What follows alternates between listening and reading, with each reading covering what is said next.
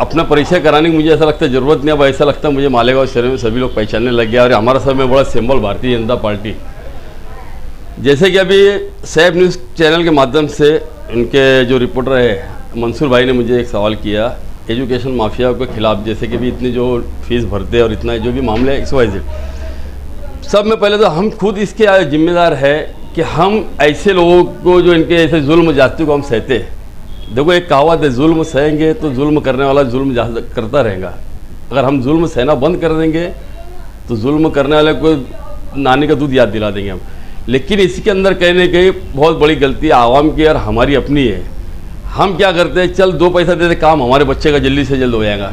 हम लड़ना नहीं चाहते, हम फेस करना नहीं चाहते। और रही दूसरी बात, जो महंगाई जो बढ़ी एजुकेशन फील्ड के अंदर, भारतीय जनता पार्टी जो है पंतप्रधान नरेंद्र मोदी जी ने एजुकेशन को सस्ता किया।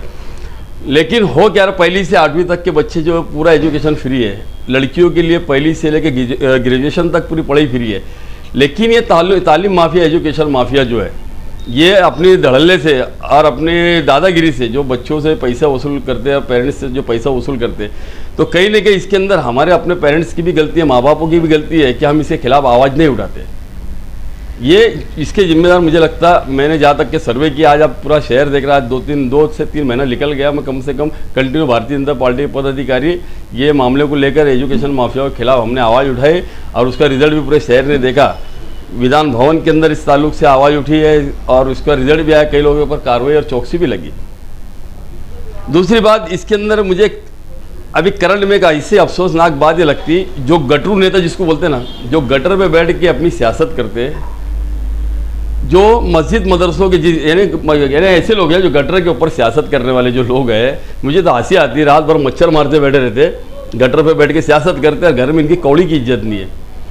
और अफसोस की बात है कि मौलाना मेरे पास आया, बोले फला आदमी तोड़ीबाज है। बोले वो बोलता भाई तुम मस्जिद मदरसा के जो चंदा आता है उसकी रिपोर्ट मुझे दो, ऑडिट रिपोर्ट दो, क्योंकि ये बहुत बड़ा ऑफिसर है ना गटरू नेता। वो गटरू नेता सुन रहा हूँ, समझ रहा हूँ मैं किसको बोल रहा है। तो ऑडिट रिपोर्ट और बेचारा मस्जिद मदरसा 10-10 रुपये की मांगता है। लेकिन इनको शर्म आनी चाहिए, मालेगांव शहर के अंदर अगर 10 रुपये बेचारे पावती देते तो हमारी मस्जिद मदरसे का इनका जो रजिस्ट्रेशन नंबर रहता है ना, ये 10 रुपये के वास्ते ऑडिट रिपोर्ट इनसे मांग रहे। लेकिन मालेगांव शहर के अंदर एजुकेशन माफिया जो है, ये बच्चों से हज़ारों में लाखों में फीस जो वसूल रहे, और उनकी जो पावती है, पावती के मैं आपको बता दूं, पावती का माई बाप कुछ भी नहीं है। उसके पास 70,000 रुपये लिखा है, किसके ऊपर 50,000 रुपये लिखा है, और उसके ऊपर ना स्कूल का नाम है, ना कोई चीज़ का नाम है, ना रजिस्ट्रेशन नंबर है, कुछ नहीं है। ऐसे लोग जो गटरू नेता है, जो गटर पर बैठ के सियासत करते हैं, मेरी ऐसे लोगों से गुजारिश है कि भाई 10-20 रुपये बेचारे मस्जिद मदरसे वालों के पीछे पड़े रहने की बजाय ऑडिट रिपोर्ट इनसे मांगते हैं। तो एजुकेशन माफिया जो आज हमारे समाज के अंदर जो गंदगी फैला रहे, एक रिश्वतखोरी का जो काम कर रहे हैं, जो हज़ारों में लाखों में बच्चों से इनलीगल तरीके से फीस वसूली करने नाम करे, तो इनसे ऑडिट रिपोर्ट मांगो, इनकी रिपोर्ट तुम तालीम माफिया के पास जाके पूछो तुम काय का पैसे ले रहे। इनकी हिम्मत नहीं। अगर तुम्हारे अंदर हिम्मत है, गटर बैठ के सियासत करना छोड़ो और ऐसे एजुकेशन माफिया है उनके पास जाके इनसे हिसाब मांगो, तुम्हें फीस काय की ले रहे। जबकि गवर्नमेंट ने पूरा 1ली से 8वीं तक एजुकेशन लड़कों को फ्री रखा है, लड़कियों के लिए 1ली से पूरा ग्रेजुएशन तक या 15वीं तक पूरी पढ़ाई फ्री है। तो भी ये धड़ल्ले से इनसे पैसे वसूली करते, ये मालेगांव शहर के अंदर चल रहा है। लेकिन एक अफसोस की बात ये भी है, कुछ टीचर लोग का मामला देखा, जो अपने फ़र्क जो रहता है, 10-10 साल का जो फ़र्क आया उनको करोड़ों में आया, ये अपने खुद हक के लिए नहीं लड़ सकते, तो ये क्या बच्चों के लिए लड़ेंगे और समाज के लिए लड़ेंगे। और बच्चा जो जहाँ से तालीम हासिल करके जाएंगे इनके पास से, वो खुद अपने हक के लिए कैसे लड़ेंगे, ये आप मुझे बताओ। जो खुद टीचर है, अपना करोड़ रुपए जो फ़र्क का पैसा आया वो खुद जाके सेल्फ करके साइन करके ला के मैनेजमेंट और हेड मास्टर के हाथ में पैसा देते हैं। ये टीचर लोग क्यों डरते हैं? और कुछ टीचर तो मैंने ऐसे भी देखा जो 20-20 लाख रुपए दे दिए, 10-10 साल फुकड़ में पढ़ा रहे, 10-10 साल फ्री में पढ़ाने के बाद इनकी इतनी हिम्मत नहीं कि उनसे बात कर ले। तो ये सब तो मुझे ऐसा लगता है कुछ टीचर ऐसा तो नहीं है जुगाड़ में पैसे जीत के लाए है और 20-20 लाख रुपए दे के 10-10 साल पगार चालू नहीं होती, बैठे रहते। पहली बात तो एक बात मैं समझता, देखो आप टीचर लोग हो, आपको सब गाइडलाइन मालूम है, टीचर्स हो, आप पढ़े लिखे हो, आप कम से कम जो स्कूल के अंदर जा रहे हो, जहाँ पढ़ा रहे हो, कम से कम उनसे आप ये तो लो। पूरी ओपन लाइन है सब, जो अपना खुद का अपॉइंटमेंट लेटर नहीं बना सकते हो लोगों से। अपॉइंटमेंट लेटर आपके पास अगर है तो या इनकी कोई औकात नहीं आपको निकाल दे वहाँ से, क्योंकि इसके अंदर बहुत सारे फंड है, सरकार की बहुत सारी गाइडलाइन है। दूसरी बात, आप इतने साल तक फ्री में जो पढ़ाते हो, इसकी भी गाइडलाइन है। महाराष्ट्र सरकार का मानना ये है जो यानी जो परमानेंट जो स्कूलों के अंदर जो है जो टीचर पढ़ाते हैं, जो गवर्नमेंट अप्रूवल टीचर है, ये पढ़ाते हैं, इनको जितनी पगार मिलती है तो प्राइवेट स्कूल में जो टीचर्स हज़ार लगते हैं उनको कायदे से उन्होंने उतने ही पैसा देना चाहिए, वही सब फैसिलिटी इनको मिलनी चाहिए। लेकिन होता क्या, हमारे टीचर हज़ार डरते क्यों हैं? कुछ टीचर के कुछ मैनेजमेंट आएंगे नहीं तो वहाँ दूसरा कोई आ सकता क्या? जैसे अगर आप जो स्कूल में पूरा अगर एक स्टाफ पूरा हो जाए तो किसी की हिम्मत है कि वहाँ आके पढ़ाने लग जाए या कुछ? आप बैठो, आंदोलन करो, अपना हक के लिए लड़ो आप, लेकिन क्यों हिम्मत क्यों नहीं, मेरे समझ में नहीं आती। 20-20 लाख दे देते, खामोश बैठे रहते। तो ये सब चीज़ मुझे लगता है यहाँ के टीचर हजरात जो अपने बारे में अपने लिए खुद नहीं लड़ सकते तो बच्चों को फ्यूचर में क्या लड़ाएंगे और क्या एजुकेशन देंगे और बच्चे क्या फील्ड में काम करेंगे, ये सब में बड़ी अफसोस की बात है मालेगांव शहर के अंदर।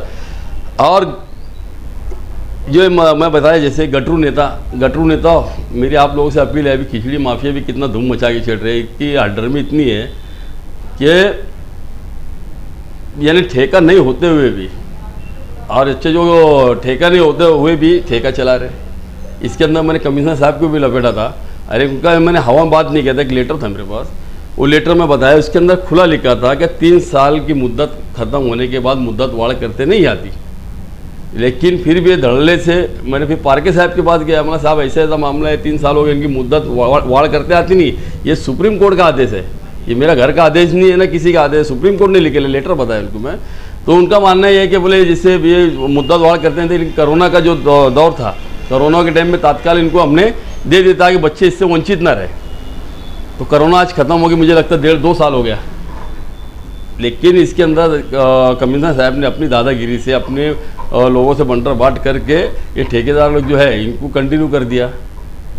यानी कितनी चालाकी से इन्होंने भ्रष्टाचार करने का नया काम शुरू किया।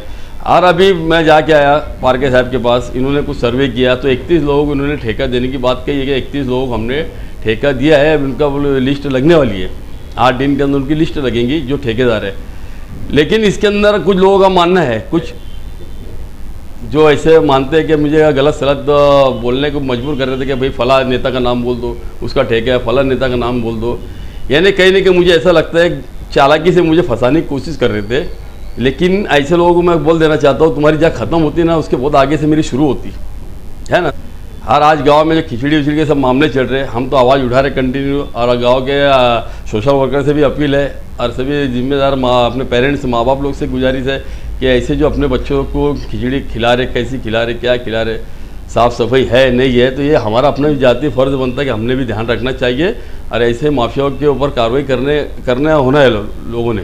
मेरी ऐसी गुजारिश है लोगों।